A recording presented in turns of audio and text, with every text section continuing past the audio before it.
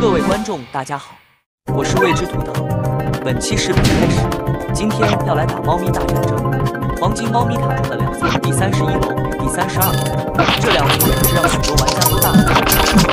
这地域关系，特别是对于新手的猫咪，现在就来带大家看看这两层。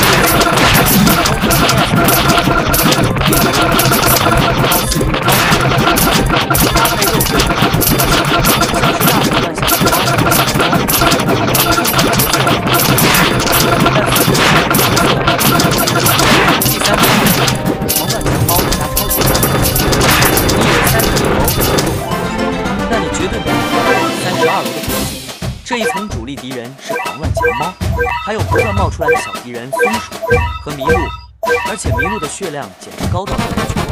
狂乱强猫虽然伤害不高，但血后难杀加上攻击值高，非常适合因为都是特别强，但数量多和压力大。血量超高，面对他的时候，